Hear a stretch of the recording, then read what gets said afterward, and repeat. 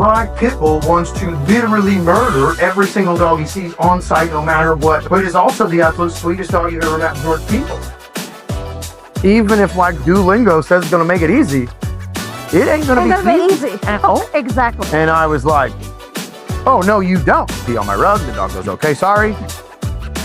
And guess what happened? Yeah. I got bad. They say the pit bulls are babysitters. Are you kidding? She's bitten 25 people. Mm-hmm. Know that she's attacked dogs deadly. I don't want my dog to be put down. Everybody's like looking at my dog like she's the crazy one. It's very, very, very scary. I will fight people every day. Oh my God. I love her to absolute death, but the truth is that she's inconvenient to own. This is the discussion as a whole with every dog, and every owner, and every trainer, and it rules our lives. Doesn't consider you. Yeah. Welcome back to another episode of Be Your Dog's Emotional Support Human. My name's Joel Harrison, and in this episode, I'm joined by Mahalet Getachew. She is a sociologist, businesswoman, and client of mine that comes to us all the way from Ethiopia. In this episode, we'll talk about her and her dog's journey through the behavior modification process and the impact of the things that dog trainers say on social media on everyday dog owners. We'll also get into the weeds on the nature of aggression and how the concepts that we think of individually work on that larger sociological scale. Settle in and enjoy this one. I think you're really gonna like it. And don't forget to hit that follow. Why I'm so fascinated with the idea of sociology and how this applies. Mm-hmm. Because my opinion on dog owners is that, and it comes from a place of dogs being so amazing, right? Because we've domesticated dogs, because they live in our houses, they are fantastically adaptive. Obviously. And like dogs walk into people's houses and people go, don't pee on my rug. The dog goes, okay, sorry. And that's it. Yeah. Like that's the education the dog gets. And we go, hey dog, figure it out. And the dog does, and it's fine. It's a little annoying for here and there. We have a little snafu here and there, but it's definitely not worth doing all this. Exactly. Because it's not a problem. And and training is all a problem, right? And so like, because that's true, dog owners don't really need to or feel like they need to invest in understanding their animal that they live with. And then because of the nature of behavior, well, this thing that was a little bit cute or wasn't a problem is rewarding itself inside the dog, and it is actually growing and growing and growing and growing. And now we have a behavior, we have a behavior that needs to be dealt with a high amount of skill, and an owner who has like literally no education in the actual, the actual things that need to be done here, right? I always say college level problem, kindergarten education, okay? And like, this is everybody. Yes. It's everybody. And this is why I said to you, I did a disservice with Blue, because I'm the dog owner that got her as a puppy. She lives in a stable environment. We're talking in nature, right? She's abundance of food, excess toys, excess treats, excess everything. Doesn't work for anything. I'm thinking I'm doing my part. Like just in, giving her everything. Not realizing she's a pit bull. And the traits that they have. Because when she started now growing up in dog fights, scary, bloody dog fights, you see this other side of her. Because at my house, she's amazing, She's lovable, she's good with people, horrible with animals, wants to go for the kill. I mean, you see the fight and you're like, she transforms into something else, like a wild animal. Because we domesticated them, like you said. So we're not thinking these things, could happen. Like, what's going on? The average dog owner has no idea that dogs are scary. Like, I have so many people that I talk to about like the problems with their dogs. And I can think of one particular guy that this happened to because it's happened to me. Okay. Before I had the dogs that I have now, my second dog that I had as an adult, his name was Darwin. Yeah. He was a pit bull, Yeah. and he was everything I want in a Yeah. dog before I knew what I wanted. You know what I mean? It's like Yeah. you look in the past and you're like, we had some fun, but man, I missed an opportunity there. Yeah. Like, right? Like feeling where I am, Yeah. I did a disservice to him. He could have been cooler. He could have had a better life, right? Yeah. But like, there was a time where he did a thing and I said no. I was not a dog trainer at this time. He did a thing and I said no, and he deserved a punishment, and he ran into his kennel. And I was like, no, you don't get to get out of your punishment. So like I pursued him to the front of his kennel and then act like I went like I was gonna hit him, and like he acted like he was gonna bite me. And I was like, oh no, you don't. And guess what happened? Yeah. I got bit. Right? Yeah. Because like I had given him no other choice and taken him down and backed him in and done all that. And like, it is at that moment, like he bit me. And I immediately was like, no, duh. Right. And I wasn't mad at him because like I cornered him. I could see he was scared. He told me he was going to bite me. I did it anyways. Then he bit me. Okay. Okay. Like, duh. Yeah. But until he bit me, I didn't think he would bite me. Like, no way. Yeah. There's no way this dog's going to bite me. And it wasn't it didn't break the skin. It wasn't the end of the world. It was him going like, dude, for real. Yeah. Knock it off. Like, you've got me. Yeah. I'm scared. You know? Yeah. And like, that disconnect. Like, and it can be on almost anything, I think, right? Just our world as a whole. Yeah. We all moving around thinking we know more than we do about everything. Yeah. Right? Exactly. I feel like the discussion as I see on the individual, like a macro, micro level is like the difference between individual and maybe psychology and sociology. Yeah. Right? Yeah. Why does that happen? Why is that so the same with so many people, but also like so wrong? So sociology studies like patterns, right? In a society, like the social relationships we have, the interactions we have, religion, culture, and how that all fits together. So why are we doing what we're doing? They have social structures too, right? Absolutely. Yeah. So like there's a hierarchy, there's the stereotype, there's a pack mentality, or having a goal as a pack, I guess, right? Yeah, sure. That we have. But I think each society too looks at dogs differently, right? Right. I think so. Like I know in Ethiopia, most of Africa, and I'm from Ethiopia, they look at dogs as domestic, like they're guard dogs. Right. Like they're in the home. Absolutely, they're not coming inside the house. They're a guard dog. There's a house for them outside. They're guarding the house. So they're not going to engage with a dog this way. They Right. know Right. he will attack. Right. So right. that mentality is, oh, I'm not playing this game with this dog. The dog that lives in your home. And that is what a dog should be. Yes, and they feel these dogs are bred to guard, are bred to, like in a farm, to watch the sheeps against hyenas, against other dangerous, Yeah. animals. So they look at them that way. So to have them in a home, and they still would be like, people come to my house in Ethiopia and they're like, oh my gosh, they're shaking. And I'm like, it's okay. I should have done, when I think about it now, it's like, because I was also raised here. So I'm used to, Right. dogs being like a part of your home. They're like your family. They're not going to do that. They're not going to attack someone in your home, Maybe a dog, you've heard about dog fights, but not like with human. Like, of course, they're like us in a way, right? Right. Like you just said it when, you tell a dog, he comes to your house, don't pee. He's not peeing. That's the mentality. The mentality is, oh, no, he's a dog at the end of the day. He is going to bite. He is going to. And when my dog had the dog fights in Ethiopia, they're looking at me like, you're the, like, naive here. Like Like, this did is you what not happens. think that, like, that's normal? Yeah.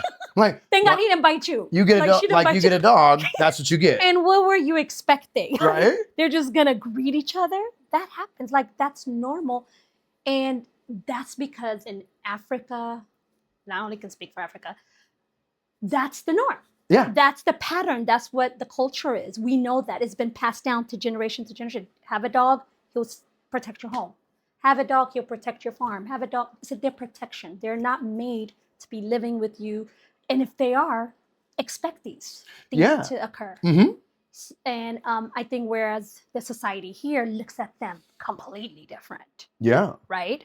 Yes, they see certain dogs, like obviously stereotyping pit bulls, like they're dangerous, but still, even though they see them that way, they still have them in their homes. Yeah. They still, I mean, Well, you because- know how your dog is, Zoe, you still have her. Yeah. You Yeah. know? Absolutely. Yeah, you're not giving Absolutely. her away just because of, We know how wonderful they can be. You know, there's a two sides of the coin. yes, You know? yes. Like there's two sides of the coin for me too. You go upstairs and talk to my wife long Yeah. enough, Yeah. she'll stop saying nice things about me.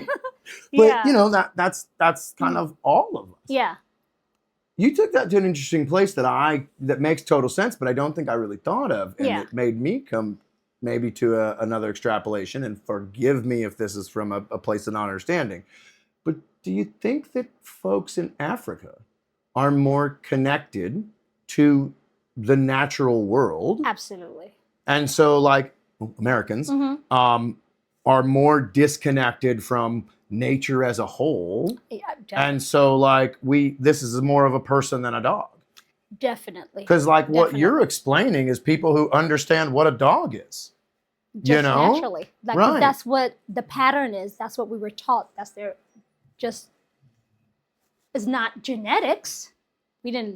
That's not innate with us, but we learned that, right? Yeah. So we know, and yeah, I would say definitely a modern, not just America, just modern countries, Europe, America, modern places are not really, because I feel like capitalism, everything is different. So we're on the rush, we're on a go. Oh, yeah. Things are, you Oh, don't yeah. have time to connect. 100%. Africa, there's animals everywhere. There's hyenas. You got to get used to that. And that's a part of the environment, but we have a place for them. Meaning like Right. we place them like, oh, they're dangerous. Yes. And we know that. Well, and I think too, Yeah. if you have only seen, as I have, and Yeah. like I was so when I was in college, I was a zoology major. Mm-hmm. Like I was very into snakes Yeah, and you said reptiles. so, yeah. Right. And then like I actually have a very big draw towards animals. yeah. Right. And what that means for me is I watch a lot of naked documentaries. Right. Yeah. But it also means that like I've only seen a hyena or a lion or, you know, any Yeah. of this and down to like the nitty gritty of it, Mm-hmm. you know, like I've only seen that through a TV screen. Mm-hmm. I've seen a wolf carry a leg of an elk one time, like in the real world through a scope. Right. Yeah. But like that's not an experience that a lot of Americans have. And I think that we, again, like just separate ourselves intentionally or not from like the natural world. Because we want to believe, I think especially living in America, you want to believe that you don't want to see that other side of the dog. You just want to see the lovable, you know, they Right. say the pit bulls are babysitters. Are you kidding me? You know, it's just, we want to see that side of them. Yeah. We don't want to see that they're animal. Yeah. We literally disregard that they're an animal. They don't talk to us. They're like, you know, but and I think that's where when these things occur, you're just like, wow, you know, because we're not seeing them. They're still so lovable. Mhm. They're so this, they're so that, because not even people, other small dogs, chihuahuas bite you too. Oh yeah, yeah. It's just the intensity might not be as, you know, bad. Well, 'Cause right. their And teeth and whatever. that's the general, like I have Mhm. one of my TikToks, Yeah. right? It's top 10 dogs most likely to bite their owner or something like that. Yeah. And there are not very often, Mhm. Oh, not yeah, that one, not that good one. job. Not very often, but there's a couple of comments on there that are like, you're talking about chihuahuas and dachshunds and, you know, Yeah. like, why don't you do the dogs most likely to unalive somebody or something like that? Mhm. And it's like, oh, no. When you change the stat there, Yeah. like when you change that stat, there's no argument. Yeah. Like there's no argument, like because it's just like everything else on that you would collect data on something like this. It's terrible data. There's no way you can actually get anything that's going to give you semblance of something that matters. Yeah. And even if you did, there's so many variables in each dog's life and how they're handled and all that stuff and their genetics and blah blah blah. It doesn't actually matter, right? As far as those are stupid TikToks, they don't actually matter, right? Anybody wants to argue about me being wrong, I'm like, yo, it's TikTok. Like I Googled top 10 dogs. Here's an insurance company. I took their list. I made the video. That's it. I don't care, right? But if we were talking unalivened dogs, you cannot argue it's Pitbulls or unalivened people. It's Pitbulls. It's Pitbulls. Right? And so like it's a hard place to come in and go like, there's not some truth to this, but also there's so many other factors, right? And when I learned genetics, it was Punnett square, and it was like A, and B makes blue eyes and green eyes, right? Yes. And that's a great descriptor, and it's a good way to understand it, but it is so much deeper connected, and those blue eyes and green eyes don't come from one gene, they come from a whole bunch, right? Yes. And so tiny little changes can make things so different. So first of all, the pit bull has been specifically chosen to aim for a goal for hundreds of years. And that does have evolutionary points where we went from this is a bulldog, and then we took a bulldog and a staffy bull and we put them together, and now we have something else, right? And so there's places along where we had one dog that was good at doing one thing, and then we put another dog with it to do another, right? But essentially, over time, we have the most aggressive dog out of that litter. Well, these duns are all going to other homes. This one we're keeping and breeding with yesterday's most aggressive dog, right? Yes. And so at some period of time, we are choosing that, right? That's going to be the genetics that loads that gives us the possibility of aggression. The way that dog is treated does matter. Right? So you can have a dog that genetically may be a fighting dog that is actually a very social dog based on their life experiences. Like two brothers based on different life experiences have totally different lives. Right? The genes exist and then life experience activates those genes. What makes it even more confusing is once you get that with what the dog is supposed to be, well, that has a pinnacle in history. Of the majority of those dogs that really had no interest in self-preservation and were really scary and the absolute pinnacle of dictionary version American Pit Bull Terrier. Well, that's a hard thing to achieve. It's also a hard thing to maintain. And so as soon as the zeitgeist starts to change, and in the 70s we got laws, and then in the 2000s we got the events, the Michael Vick thing, right? And now people see it, and it's in the news, and now it's going to start, oh, those laws have been around, but nobody's cared, and now people care. And I would say over my adult lifetime, from the early 2000s, I graduated high school in 2004, so from the early 2000s on, I've seen it become, like dog fighting, become more and more of a villain, and more in the zeitgeist. The interesting thing is that while that's happening, its prevalence is decreasing. Point being, from that point of what an American Pit Bull Terrier should be, once we start to go, well, that's inconvenient. We don't like that as a society. Our morals are changing. Now we start to dilute the gene. We start culling those dogs because they're inconvenient. Like dogs like Zoe. I love her to absolute death, but the truth is that she's inconvenient to own. She's very loud. She's very driven. She has to be played with regularly. You can't own that dog without training. She was supposed to be a foster, and I was supposed to find her a home, and supposed to go on. And that's not going to happen because she's not going to be safe without somebody that has a high level skill. There's a lot of inconvenience in owning that dog. A lot of inconvenience in owning this dog. A lot. Right. A lot. And this is even worldwide, not just, you can't, there's, Germany doesn't allow them. At least, Italy doesn't allow them. The stereotype for them is literally, like you said, you probably can't rehome them even, right? It's a real struggle to rehome dogs like this because, again, it's Sometimes if you have a dog aggressive dog and you put it in a home that doesn't have a dog, yes, you will find a nice situation for that dog. But you live with a dog aggressive dog, and there are times when it's not a problem and it's fine, and it becomes a problem. Yes. Right? Exactly. And so it is that we have decreased the prevalence of those dogs, which then makes the conversation that much more complex about going, this is what the dog should be. This is what the dog is after 50 years of diluting that idea. But it doesn't mean we eradicated that, right? And so, which means if you handle those dogs properly, more often than not, you're going to arrive at a pretty decent place.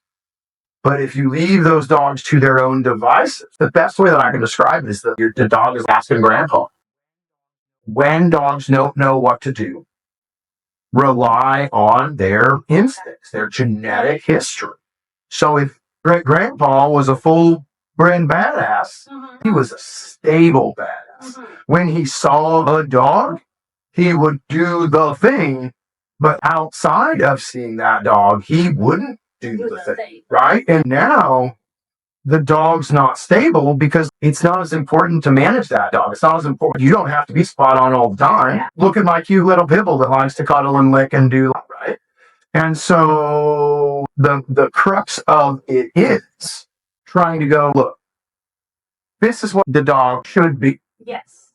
Right, but my dog's not that. So you're dumb and you're a liar, and the things that you say don't make any sense because I have a dog right here, and my one dog is nothing like the guy's dog. Exactly. Right? And that there's so much nuance in that.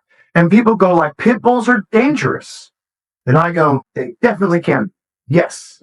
And then other people go, you are stereotyping a dog. You're trying to harm them. They are not that way. This is a house hippo. I love it. It's super sweet. It's da da da da. Yes. Why are both of those things true? Because if you are genetically making a monster and you need to handle that monster, well, then the genetics are also going to dictate whether that monster is a monster towards people or towards dogs. Exactly. And there are definitely cases where it didn't happen. But the general rule for those folks when they were breeding pit bulls is like, man biters get put down. We don't want that in the gene pool. So my pit bull wants to literally murder every single dog he sees on site, no matter what we do, but is also the absolute sweetest dog you've ever met towards people. Yes, the same thing exists inside the same body. Absolutely. That's who they're supposed to be. How do we as people struggle to reconcile that disconnect, that difference? Yes. How are we different? We and dogs are so the same. How are we different? So that's confusing as all. And nobody will sit here and listen to me while I try to explain all that. They go, Pitbull's good, Pitbull's bad. Yeah. You say Pitbull bad, you're good. Yeah. Or like, you say Pitbull bad, you bad. No, bro. I actually understand. That's the case on pit bulls, but there are so many other dogs, and any dog, like it's true, any dog can bite. That's another thing you see on there. True, right? But look at the zeitgeist of dogs, right? And just go look at police and military dogs. Every single one of them, and 99.9% of actively working police and military dogs are shepherds. Yes. Why? Because we made them that way for a reason. Well, then what does that mean? That means that that dog comes out of the womb, right? It wants to bite like it does. Its nose is this big. It wants to smell everything around. Its ears are this big. It can hear what your neighbor's doing, right? And it has big teeth. It can run. It's fast. It is designed to do that. And then we go, well, yeah, but look how cute she is. She's sleeping. And yes, both things are true. There's a whole complex conversation. And small dogs, I mean, like the Chihuahuas, I'm just using them because they're small dogs. There used to be, I guess she was like a Chihuahua mixed neighbor I had in Ethiopia. She's bitten 25 people. And when we go outside, everybody's like looking at my dog like she's the crazy one. You know? That's the tough part. Yeah. My dog has not bitten anyone. Yeah. But again, I also think for me, it's the intensity of it. Because when we say which dogs are the ones that's unaliving people or unaliving other dogs? Of course, it's gonna be these dogs. It's almost like with a kid and an adult. If they get in a fight, who's the one that's doing more damage, right? And when you said about the whole genetic, like we created this with them, there's no way you were going to create a Chihuahua and another dog to go and, like, I don't know, in a farm to fight off hyenas and lions, whatever. You They're know what I mean? Like, specifically for companionship. So like, exactly. And it makes sense that, you know, like their size wouldn't even hurt you, a Chihuahua protecting your farm animals from, you know, hyenas. Chihuahua can bite 25 people, and we go, ha, my dog's bit 25 people. Exactly. She bites her third person. It's over. It's over. It's over. And like that, there's again that like, you know, people say like, well, all Chihuahuas bite, you know? Well, like I've met some very stable, I actually, a stable Chihuahua is like the coolest dog ever because like, you know how badass tug she plays, like you tell me about, right? Chihuahuas do the same. And they're like this tiny. And like, if you, again, like it's in them genetically, if you make them feel safe enough, because like Chihuahuas are this big, of course they're scared of everything, right? Be like if I live with King Kong, you know, I would say if Chihuahuas bite everybody, because if I live with King Kong, I would sit on the couch with a sword. Yeah. And then when he walked in the room, I'd go poke. Yeah. And he'd go, ow, why'd you do that? I just wanted you to know I was here, man. Like, that's it. Like, you make a mistake, I die. So poke. But, and it, like, you're also King Kong. It doesn't hurt. Yeah, you're fine. Shut up. Exactly. But like that, we don't give them that leeway to understand them as that living, emotional, intelligent being. And then we go, oh, well, just Chihuahuas just bite everybody. And it's like, well, no, they're put in a terrifying situation and giving no skills. You know? Yeah. And so the tug you talk about with her is funny because I understood it from you. I understood a lot of the dog stuff from you, from bringing her to the board and train, because I had no idea. I know she needed training only for her aggression. Right. Because now that she was moving to America, I'm like, oh, I don't want my dog to be put down. So, and I know that she's attacked dogs deadly, you know, didn't die, but close to it, you know? And I seen it with my own eyes, and I seen how, like, she's in another state. Like, she's in another state. Oh, yeah. Yeah, nothing stopped her. Anyway, but how you talked about, like, the prey drive and the playing, it makes so much sense because there was all these red flags I didn't pay attention to. Because in our house in Ethiopia, it's a big house. She has a big backyard. It's fenced in. But the way she chases the cats, I mean, this girl's like almost would climb. You know your thing? I wish she was. The tree, she'll climb the tree to a certain extent to get them. The way she is about the tug we have and how she plays with it. Like you're just scared. Like, oh my God. Oh yeah. And she gets rough with it.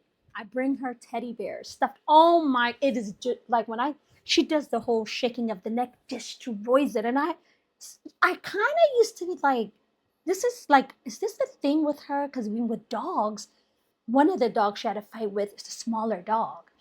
Ran up to her. I had her on a leash. That dog happened to, it's not a street dog. It was somebody's dog. But the door opened and the dog came out and she just froze. It was like she stared, and I tried to kind of hold her back, tried to get the other dog, like, go. Like, and no one was there around to help me. She stood still, focused. I mean, and the dog just came in. I just couldn't handle it. She grabbed it, did the same. How she like maneuvered with the dog fight is how she did with the teddy bear. Oh yeah. Literally. Oh yeah. Tossed it in the air with her mouth, wouldn't let go. And I'm just like, so there was a lot of red flags, but I almost think that should be mandatory when you get a dog now that I've seen it with myself, to know what kind of dog you have. For you, just for like everything, safety, what you need to do with them, the training. And definitely if you don't have a training, and I'm not even saying these dogs, any dog. Any dog, yeah. Like, you need to know these things, that they have these prey drives. That maybe, and I don't know, like, I didn't do any research on this, but that prey drive that they have sometimes, maybe when it's not being fulfilled, Absolutely. could be fulfilled with you or another dog or with another person, you know, because they do have it in them and we're kind of stuffing it. Like, no, you're Yes. going to be my house dog. You're Yes. gonna be cute. You're going to Yes. look. and they're just waiting for that opportunity, which I think is with her. She was Mhm. waiting for it, and after she had those dog fights, almost like a relief for her. Even when, and she's, by the way, attacked like cats too. Mm-hmm. And you talked about the sequence of that, the prey-driven thing. Yep. Mhm. She goes all the way until the consuming. Oh yeah. The consuming she doesn't do. Well, with Because what I seen it with the cat, she killed the cat, right. attacked it horribly, and stood there till it stopped breathing and walked away. Right. Well, again, she doesn't find any value in food. Yeah. Or Oh, she yes. didn't. Yes. Right? She didn't. And so, like, She there, didn't. there was Yes. just like, why would I eat that? Yeah. You know, Mhm. why would I eat that? You're I right got a hot about meal that. at home Yes. She every doesn't. 40 minutes. Yes. She Um, doesn't value food. And That so to go through that process and get to there, and it is very interesting because, again, it's one of those places where there's so much nuance. Like, okay, so my dog tears up a bear like that, like a teddy Mhm. bear. Does that mean that my dog is going to be actually aggressive? Well, like, no, makes sense. Mhm. because Mhm. the domestication process Mhm. has, it's almost made dogs into like baby animals, Mhm. right? So like lions and tigers, you know, again, seen it on nature documentaries, Yeah. right? Cubs, Yeah. babies, Yeah. right? They are doing all of the things. They're sneaking Yes, on each yes. other, Practicing. jumping and Practicing, practicing. literally. Exactly, right? Well, our dogs never need to go beyond practice. Mhm. And so, So we is that a don't, practice then? wasn't a practice. That she, No, you know, I'm saying practicing on those teddy bears. Is it? it like is. Uh-huh.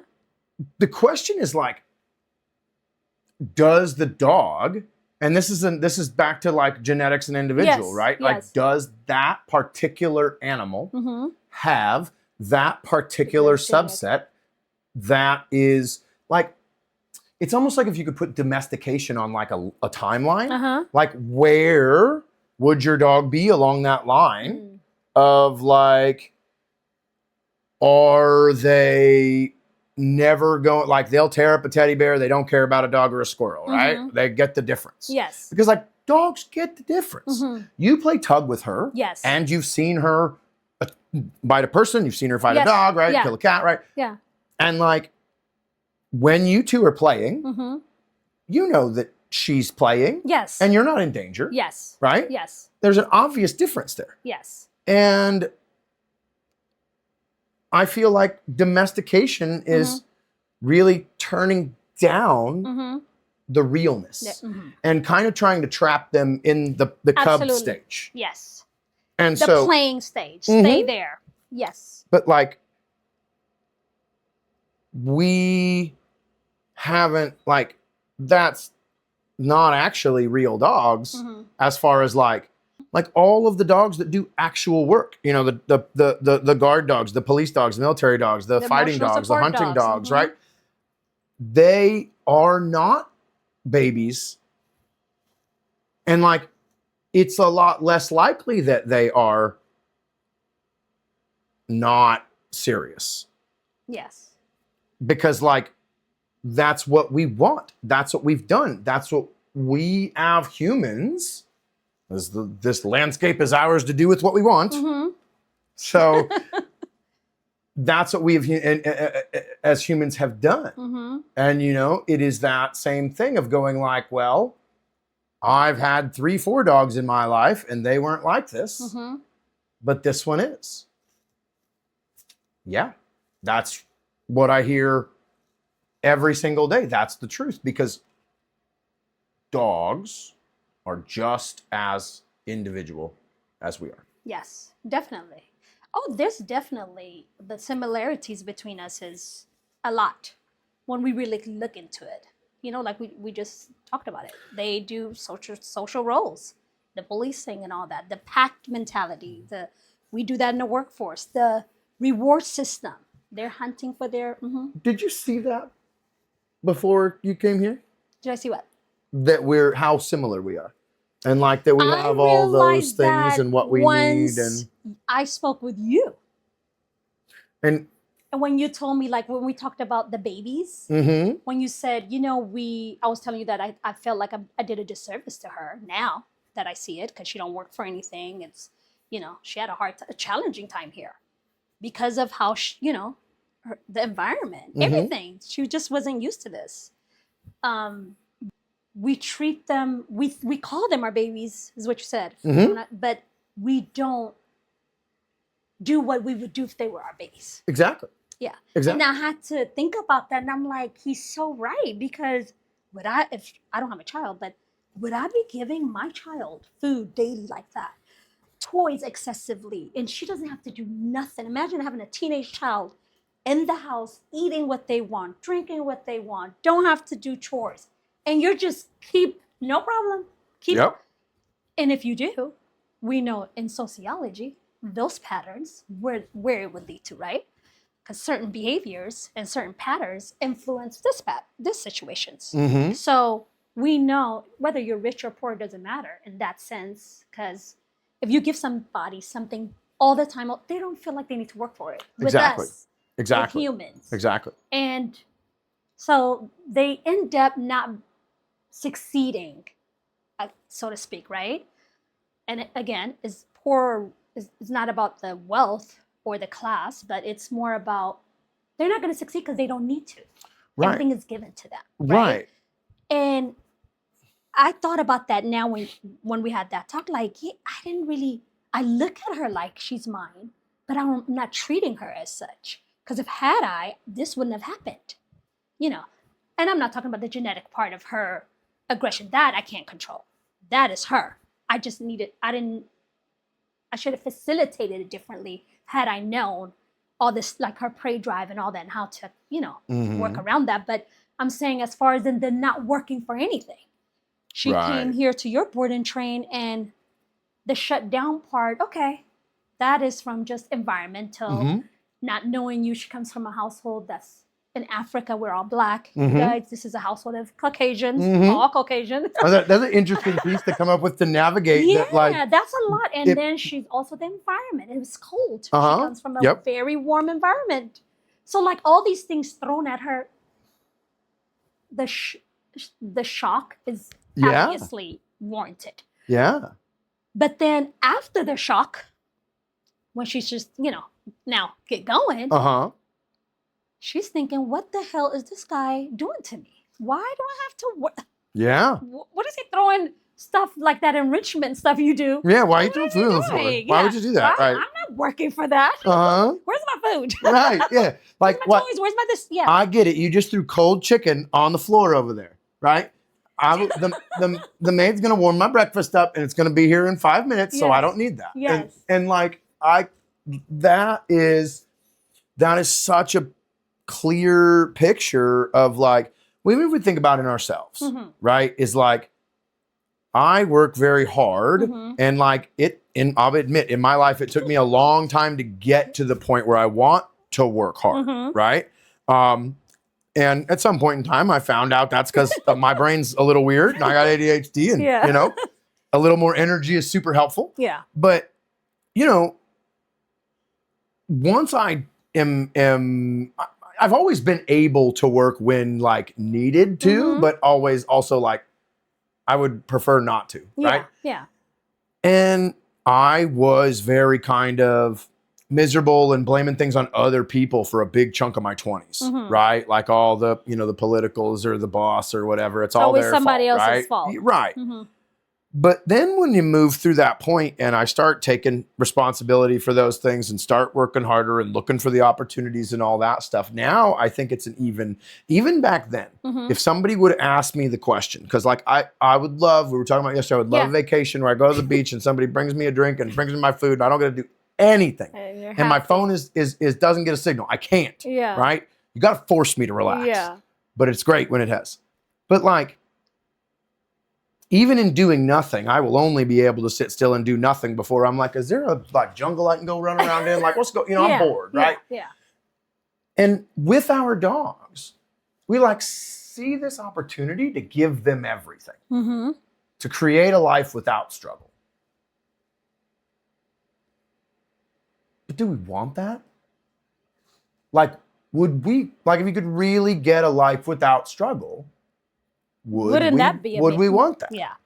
Or like in my mind, and like as like as a father, Mm-hmm. one of my main goals for my son. Now, I didn't meet him until he was 10, Yeah. and as soon as I met him when he was 10, I was like, this guy needs some. Not like to be beat up. Right? Yeah. No, I don't hit him right now, but he needs some resilience. Yeah. Right. It would be like, hey, I want to go do this, and it would be like, okay, to do that, we have to do this. Mm-hmm. Never mind. Okay, same idea, Yeah. right? Yeah. And it's like, we got to find the thing that's worth it. Yes.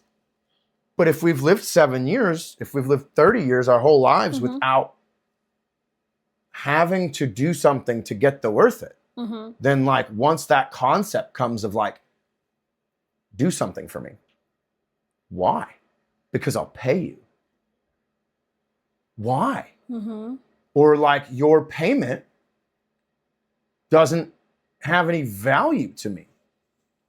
You know, like I got to travel a little bit like when I was a kid, you know, and I got a Yeah. box upstairs that's got money from like different kinds of places that I Yeah. collected when I was a little kid, Yeah. right?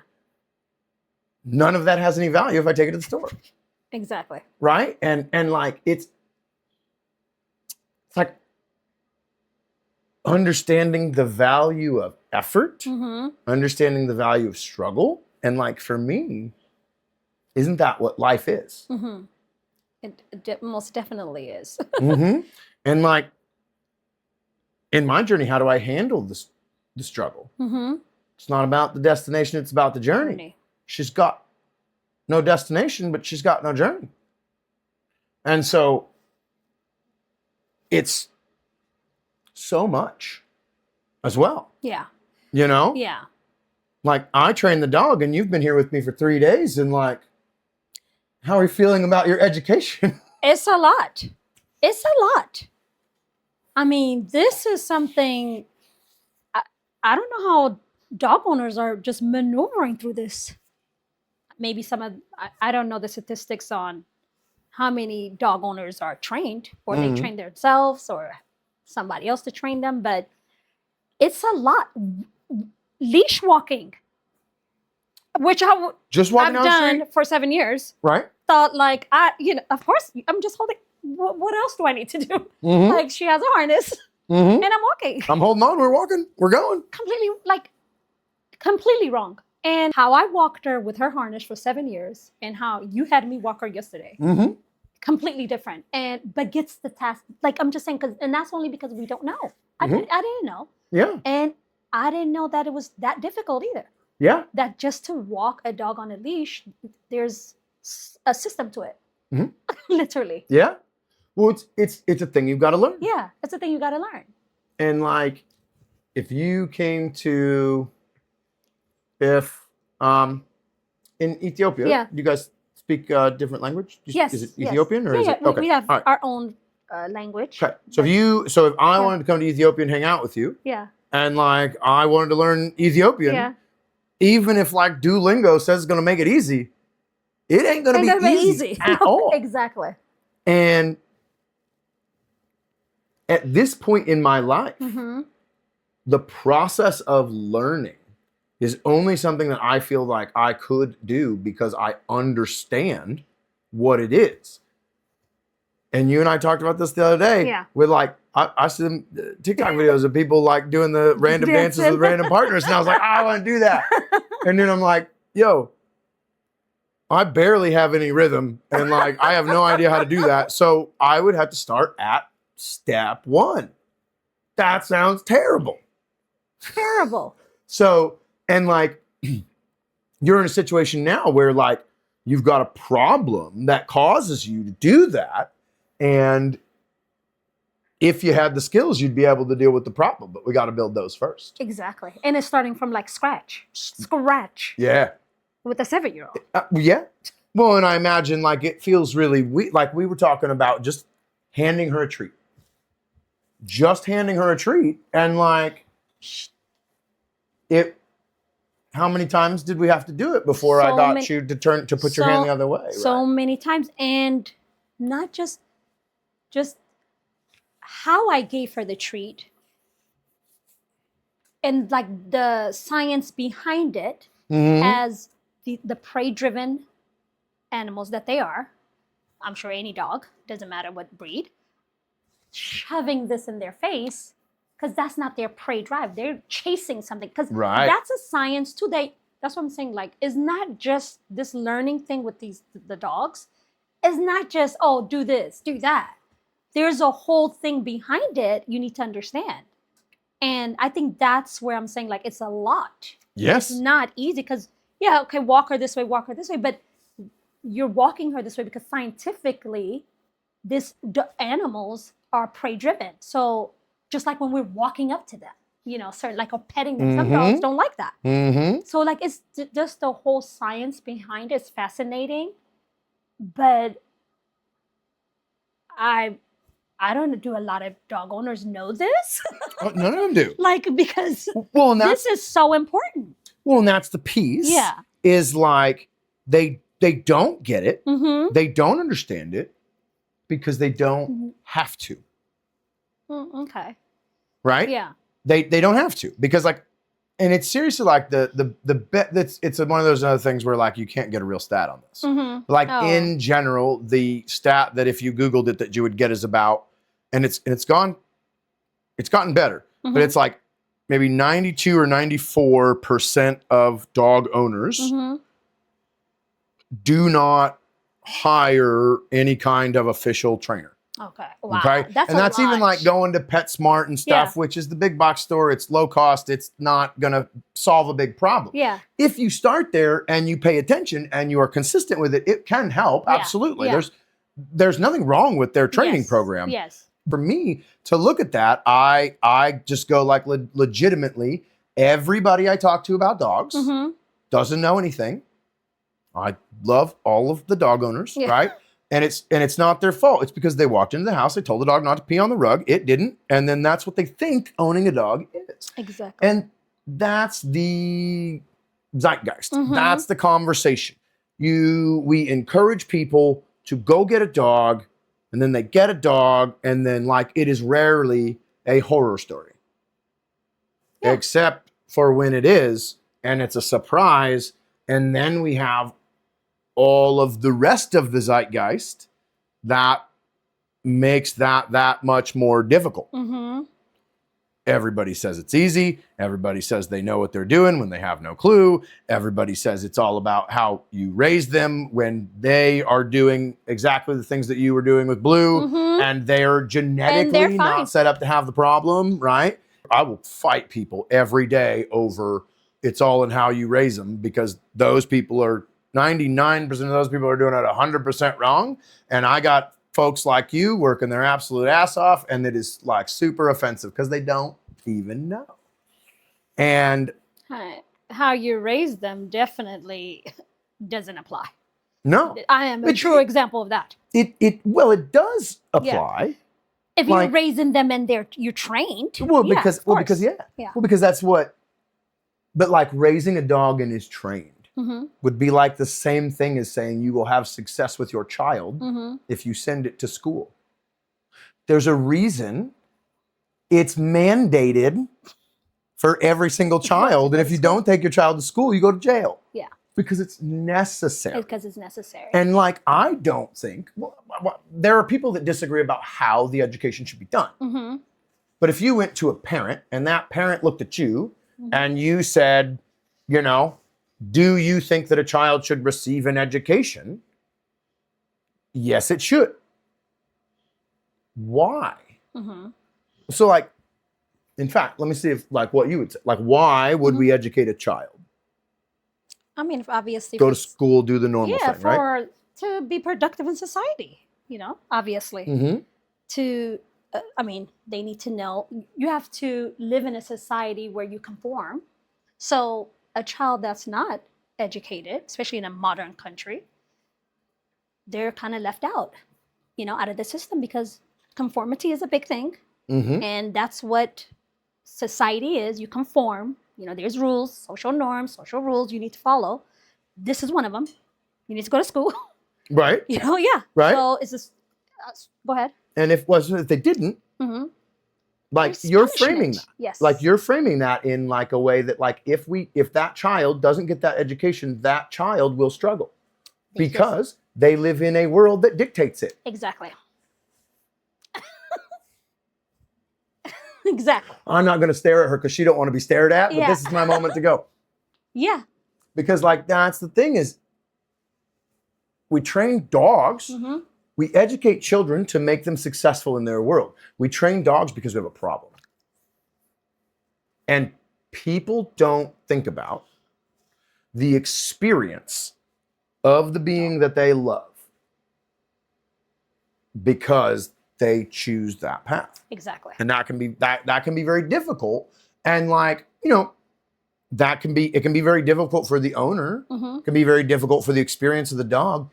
The other thing, and the thing that you have taken in stride as a whole, and like, I want to like dip just a little bit into your experience, especially with like the last day or so, and some of the stressful things that have happened. Right? Yes. Is like you've taken it all in stride, completely wonderfully, like a stable person would, right? But like, I've gotten on the internet and told a few thousand people that your dog bit me in the face. I've gotten on the internet and told a few thousand people that your dog doesn't have any desire to do anything. And you know what I mean? And like in explaining these things to you, they like make sense. And like they make sense to anybody that processes the world in an intelligent way, but as well, they're emotional. That's my kid. I love that. Yeah. And like, that's where we get into then again, that like little deeperness of like trying to go like, hey, you need to train your dog. Yeah. Well, like now I'm offended because you said my kid's bad. Yeah. Right. And a lot of parents get offended by that. Like in the social system with schools, a lot of parents come to the school like, don't tell my student, my child, that they're this or they're that. I don't want them mentally taking this on. Yep. Or so with Blue, I knew she had an issue. That's why I brought her. Right. And I'm not sugarcoating it. Yeah. Like, yes, my dog attacked. I'm not happy about it. Right. Obviously. But she attacked dogs. And I don't want her to do that here in the US. I don't want her to be put down. She shouldn't attack dogs anywhere. Right. But I'm saying I know the punishment here for it. Exactly. So, and biting you in the face, I was here with you. And actually, it's just her 10th day, 8th day, or something like that. Not even her 10th day. Yeah, it was just it was right there around that week-ish area. And she bit you because she wanted affection, and then that affection, which we talked about 100 times, turns into something else. And she went for the face. Shocking because she's never bitten anyone. She's bitten dogs to attack dogs, but not people. Yeah. She does this with like workers that I had, jumps on them but didn't do the biting. Maybe because they were standing, you were sitting. Well, I mean, because they're. I don't know the situation. Yeah, and I think it's trigger stacking. It's stress. It's like, and I think she'd been waiting to do it for a week. Yeah, I do. She'd been waiting to do it for a week, and then when Mom showed up, she got backup. Right? Yeah. She feels like she can do this now, or even she feels uncomfortable with me, or being in between us. Yes. So many different things there. And look at the difference now. Yeah, absolutely. She's between us, and again, it's that. 30 days later. Yeah, but she's great. But again, I'm gonna respect her as like she doesn't like being touched. Yes, absolutely. Absolutely. Like, and it's not just again same way with humans. Like my. When I first got together with my wife, I would like rub her arm like this all the time. And like one of her stimulus issues is like, stop doing that. When you do that, like you do it the third time, it hurts my skin. Like it's, Yeah. And like I kept doing it for a long time. I had to learn to quit. And it's like, you gotta, if you're giving affection, you don't force affection. You give it wanted by both ends. Yes. And so if you don't want it, then I'm not gonna give it. And right? I'm not an affectionate person either. I'm like, when I was growing up and I had boyfriends, I'm like, I didn't like that they gave me too much affection. I was uncomfortable with it. And with her, like on your comments, when when you were doing your lives, they're like, well, what kind of dog doesn't like affection? Right. Dog should be getting pet. What's wrong with her? Yeah, right. Right. She's just one of those dogs that don't want him. Yeah. Well, you mean lots of people that don't want to be touched too. Yeah, Absolutely. Exactly. You mentioned earlier when you were talking about sociology, you mentioned about it being like the study of culture, and you mentioned religion. And you have experienced dog training as a religion. That is what happened yesterday. Yes. Where we have, you know, for lack of digging into the story too much, because of the way that I have trained the dog, someone came in and wanted to add in their 2 cents as to why that is the wrong thing to do, and because we've chosen that style of training, what now, like, is going to happen because of the exercises that we've done, right? I guess I kind of just curious as like because to me, like I'm the piece about that whole puzzle that upsets me the most is that like your experience with this dog and with this trainer and with this situation and everything that we've done and as hard as we've worked and everything you've learned and everything you're going to keep doing and the support you're gonna continue on doing has not only been reduced to a screenshot, right? But now there's enough to learn here. Yeah. And like, I'm concerned with what was added in, possibilities, thoughts, doubt, right? When you guys need to be confident and comfortable together. Yeah.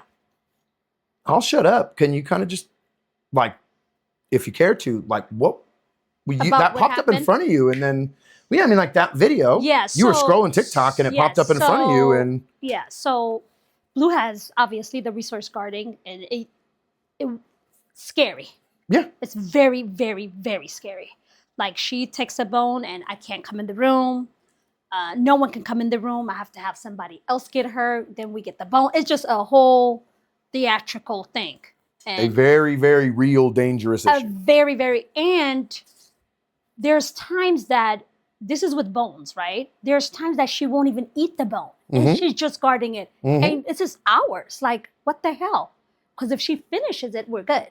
So you're doing the training with her. I think you had a live. It was a live. It was live, yep. Yeah, and you're teaching. I'm giving you this is my understanding of it. So I'm giving you a bone, or I'm giving you a treat that's high value, and I'm gonna give you another one to show you, like, kind of like, you don't have to guard that because I also have another treat for you. I'm giving this to you, so you don't have to have this conflicting thing with me, right? So to speak. So, and I think you're doing an amazing job. And we actually did kind of with me when I was here, right? Yesterday? Like the first day I came, Friday. Oh, yes. We did that treat without the leash, like without. Right. She's just in a room like this. We were sitting in here. You remember? Yeah, and you threw her one high value treat. She stayed there, ate it. We threw her another one. She went to the other place, so it worked. Yes, we gave her one, and then while she had that one, we gave her another one, and then gave her a third one, right? And there was no take it away, right? And this is the primary avenue that we've done for 40 days. Exactly.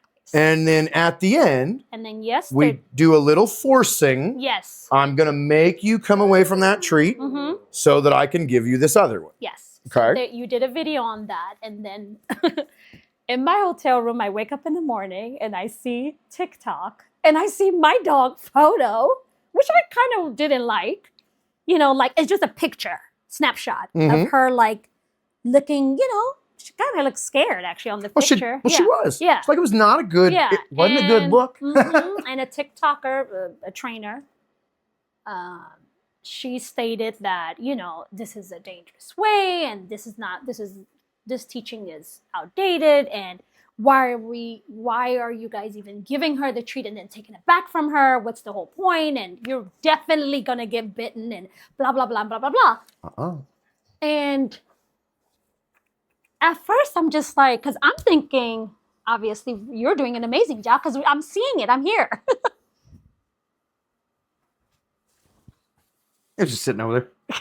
Oh. But I wanted to get her back over there And because she's getting a little excited. I wasn't happy about it. I wasn't happy about it in the sense like I didn't like that she, just took that little photo and kind of just, she don't know what we've been doing here. You've been doing here for 40 days, with an aggressive, the resource guarding, everything, and she's just kind of summarized it by this one little photo and said this. And then, there's people in the comments, some disagreeing with her, some is saying, well, whatever. So the system, she was kind of saying like she didn't like, is it the compulsion she called it? She didn't like to do that with dogs. That's not a system. She basically the idea that I put her in a situation where I knew I was going to have to force her to do something, and that like I was going and then she was gonna she's gonna bite you. Right.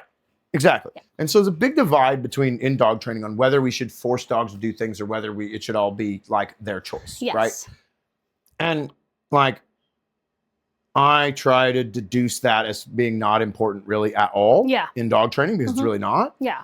But when I came at this, I said like dog training, there was like sociology, there was religion, there was dog training. Yeah. Dog training is something some people feel is a religion, right? Yes. And they will defend it and fight for it and all of those things. But like the thing that is so difficult, at no time in making that process, and she wants to come out and say like, I'm doing this to spread the word and protect people and blah, blah, blah, blah, blah. At no time during that process did she consider that a woman who is doing so much for her dog that she has literally flown her dog across the world to be with a trainer and then you, not only did you do that, you brought her from Ethiopia to Virginia to Atlanta, then you dropped her off. Then a week later, you had to come back to Atlanta because we weren't making friends yet. Yeah. And then you left her with me for another 30 days. And then after all that, you still have a ton of homework to do. Absolutely. And you're doing all of that. And at no time in that piece at all does that human acknowledge that you are a human in this situation and that you and your dog are doing the thing to create a relationship, and it might be difficult and it might be nuanced and it might not be perfect, and we're humans doing our best. Yes. And when you compare basically the whole conversation that we've had about, and this person is a dog trainer, they know some things, like I don't need to comment on how much they know or whatever, right? Like, because I don't know them. But then there are many in the comments, and there are many watching. And this is the discussion as a whole with every dog and every owner and every trainer and it rules our lives. Doesn't consider you. Yeah. And like, dogs are not a dog problem. Dogs are a relationship. This is not a fix your dog and give it to you and you're fine. It is you and her need to work together and become a team. Yes. And if it doesn't work for you, then it doesn't work for her. And if we love her and we want to do the best for her, but it doesn't work for you, then she still fails and she still is at mercy of the negative outcomes.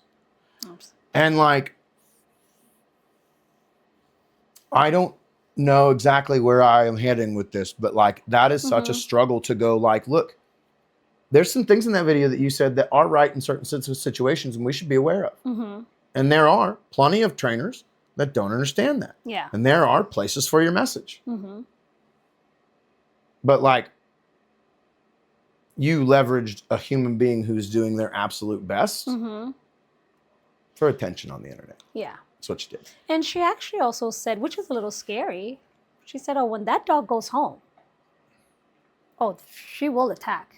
That dog is going to attack because if they're put in that situation again, they're going to feel that pressure, and you best believe they will attack. And you're just like, are you kidding me? Well, but like, do you understand that in the totality of everything that is happening, we cannot guarantee that that won't happen? Yes, absolutely. And you understand the nuance as best you can with your knowledge base, right? Yes. And that like, we do need to be careful. Yes. And we are not fixing this issue. we're helping, we're Yes. improving, we're Exactly. navigating. We're not going to do stupid stuff. Mm-hmm. And we're going to respect her. And the difficult part for me is like all the things that person thinks that should be done, we're done. Yeah. Probably in a way that is efficient and is successful and I've done multiple times, and like not a very conceited guy, but like damn it, I'm good at. You know what I mean? And like I understand all of the nuance. I understand what she's saying. I can just get like angry and mad from a attack point of view. But like again, like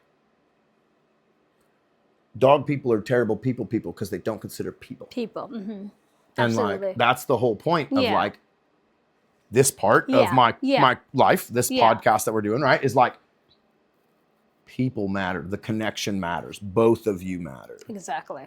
And if all you're worried about is what kind of collar the dog is wearing, like you're missing something. Yeah. So I don't know, like big scale changes the way. Or maybe like how do we inject kindness into the world in a big way? You know what I mean? Like is there a sociological mechanism? Yeah. Well, yeah, you create a pattern. Okay. You create a pattern. And sometimes in your dog world, like professionals that are trainers should encourage one another, right? You would think That's so. that's That'd be great. and it's okay for like criticisms too. Sure. Because of course, like you might be doing something or someone else see like, oh no, you did it this way. Or maybe there's a newer way to do it or whatever. It's like constructive criticism is amazing. And that helps you grow too. There might be something that other trainer knows you don't know. And there's something you know you've done. You know, you exchange these ideas. I always look at it unless, I mean, it's hard to create a pattern of being nice. You can, in a way, by being nice, right? Now, the other person is not going to reciprocate that back, then you walk away. And that's just like with humans, you know, like our relationships we have with people, with our families, our friends, our kids. If it's working out and we can be nice to each other, then we be nice to each other. And if it doesn't, you walk away. You walk away because taking on someone else's, because like with this whole thing with this that happened with the TikTok, it can go back and forth. Oh, sure. Oh, yeah, it's nasty. You say it can get nasty. And that's the problem with dog training as a whole, is it does. And just like the niceness, you can be mean, the other person is mean, and it just goes back and forth. The niceness can go that same route as well. The difference is with the niceness, there's things I think within us when someone is attacking us, we're attacking back. That's of course. Yep. It's just something instinctual we do. But niceness is different, I think. Like, if someone is nice to the other person and that person just don't want to be nice back, they just won't. Right. They might not get nasty with you, right, but they just won't respond to it. Now, if I'm being nice to someone and they're going to be nasty to me, there's nothing you can do. You just walk away. Right. Right? Because nasty to nasty works. Right. Like someone's nasty, I'll get nasty with you. And we can just keep going at it. But when someone is nice to you and you're attacking me, I just walk away. Yeah. Because that's done. Yeah. It's over. Game over. And so, yeah. And the sociology part to that is creating a pattern to be nice to each other, encouraging each other. And if that just keeps going and going and going, then this won't happen. Then it's more of criticisms versus like attacking or, you know, and you really can't, I don't think no one is that knowledgeable to attack someone else. No. How do you know what I'm doing? Right. You don't like, unless you're here with, like we're both doing it, is I think when you can attack each other. But if you're like looking at it from the other end, it's just the whole judgment thing too with people. Like you see the little thing and it's like, oh, this is you, you know? And I think in society, we're taught that too. That's why they tell you people, have you ever seen that, it was a teacher that wrote like math problems and he got one wrong and he did it purposely and the students called it out. Like, oh no, you got that. They looked at like he had so many like math problems on the chalkboard, yet they picked out that one wrong one. And that's how we are. We focus on that one thing, not looking at the whole picture. And that's kind of what happened with this situation. Yeah. You know, it's like you look at this just that little bit and you want to, you know, criticize. And some people are just naturally, they like to thrive on negativity because it's not even that, like, just to pick out something just shows the intellect within you too. Like, why don't you, it's okay if you look at the whole thing and then you sit down and you're like, you know what, this part's done this way. And this part I think could have been done. Then it's like an intellectual way of looking at it. But when you just like look at somebody, or you like even with, I feel like racism is that way. Yeah. You know? Like you look at that person, you're like, oh no, he's white. I don't, you know, knowing nothing about him. Oh no, she's black. Like if you're not looking at the big picture, you're just pointing out or religious, you know, different religions you can do that with. And I just think it's very like, it's a wrong way of looking at things. And that's why these situations happen. But yeah, I don't think there's a way to make a society be a certain way unless there's patterns. But this is kind of like an emotion. So can you even have that in a pattern? I don't know. Because like patterns within a society that we do is that the social roles. You got to go to school because this, there's this. You know that. And everyone abides by that. No one's have to abide by being nice to you. No. They can be nasty. They can be nice. Yeah. It's an emotional thing. But, it's an emotional exchange. Right. But as you say that, sitting under the piece of art that my wife made me that says, be kind, right?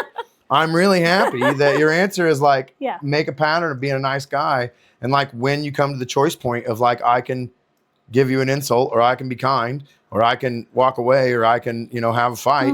And the pattern inside myself, which, you know, I haven't dedicated much to it. I don't read books, so I haven't read it, but I do like the Stoic idea. Yeah. The only thing I can control is myself. Absolutely. And so like if my pattern is kindness, then like I'm doing everything I can. Yeah, exactly. So and you can't control that, like outside of you. Is that just because, or like so I'm thinking back to genetics. Are we just genetically predispositioned to tribalism, and like that's something that we are not going to be able to conquer? Maybe, I think so. Like, because to me, with my neurodivergent brain, like racism doesn't make sense. Yeah. You know, like it literally doesn't make sense. I don't get it, and like I get it as a manipulation of power, but like you know. But that's my only connection. Same thing with like dog trainers that use a prong collar, dog trainers that don't, whatever. It's like we find our little group and we have tribalism, and then the brain is more geared to keep safe. So like I will go negative every time. And like that, I don't know, didn't know if that's something that's so sticky. Like tribalism in humans is so sticky, which would be why sociology would be so prevalent and important. Yes. And like, are we doomed? I don't know how to answer that, but and I also think that we, in society, I guess it is a pattern in a sense that we do want to feel above the other person. So, like you say with racism, we do like, I have flaws, right? Sure. But bringing that other person down makes me feel better. So like, I think that racism works that way too. It's almost like the better side, right? Like, right. You know, they were saying things like, I think in the past there used to be like, the Irish people used to kind of do all the hard work. And then they found someone else to replace them. And I think it made that group of people the Irish group of people feel better about themselves. Because like, okay, now there's someone else. Right. So that's the whole thing. I think with humans in general, we have this thing about we want to make them feel bad just to make us feel better. Right. It's not really a thing. Right. It's not about that.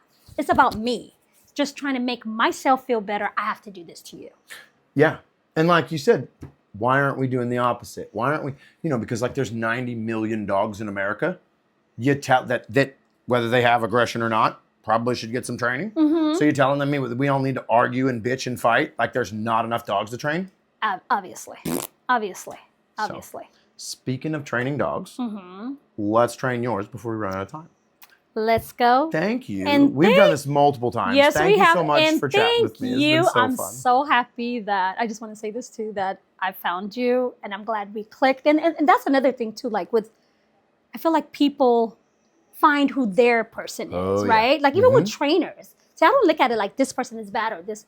Like I think you just click who you need to click with. Absolutely. Like the universe just kind of pulls you together with the people you need to be with. Absolutely. Yeah. 100%. Yeah. And that's like when people are like, you know, should I get this dog trainer or should I get that dog trainer? Should I train locally or should I train through the internet? Should I do a board and train or should I do lessons? Like, find a trainer that you can learn from. Because even if you thought I was a cool person, Yeah. but like when I start teaching you things, you're like, Jesus, Joel, stop it, Yeah, calm down, there's a stop lot- giving me so much, break it down more. Yeah. I don't. Then we're not succeeding, Exactly. right? And so like, I tell people like, be annoying, right? Be you, Yeah. and go like, can I learn from this person? Yeah. And then and that's the number one thing that I love about dedicating to making TikToks is that every single person that shows up to work with me might as well just show up to be my friend. Cause like, and you're I so don't- like open and like they have to meet you in person, I think too. Like, But, like- I came from Virginia, but do you think I'm different?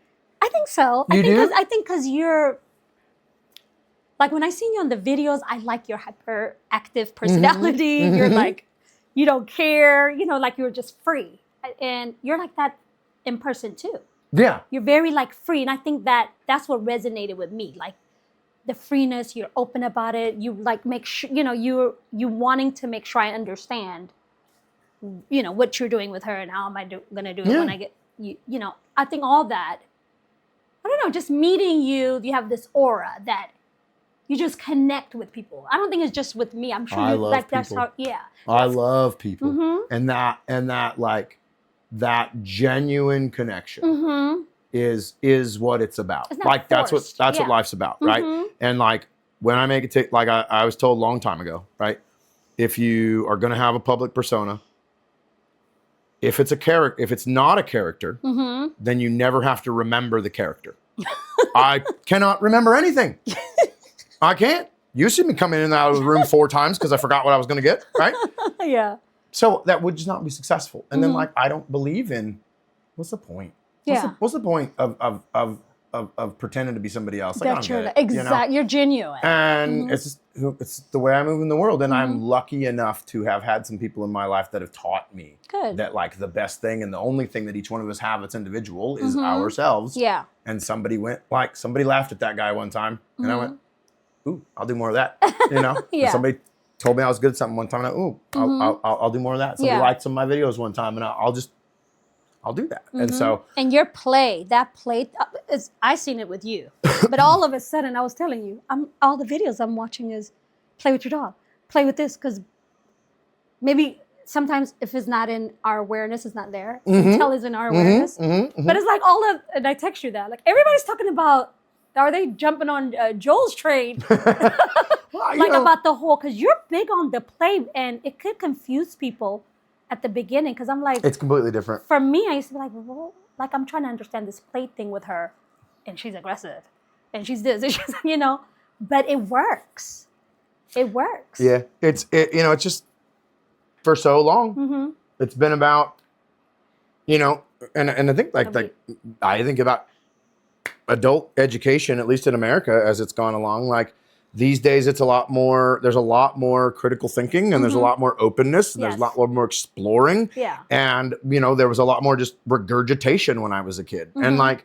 I think that sit, come down, stay and heel for a dog is regurgitation, and it can be helpful and it is necessary. But I also think that humans, most dog owners, that same percentage that doesn't understand, doesn't train, right?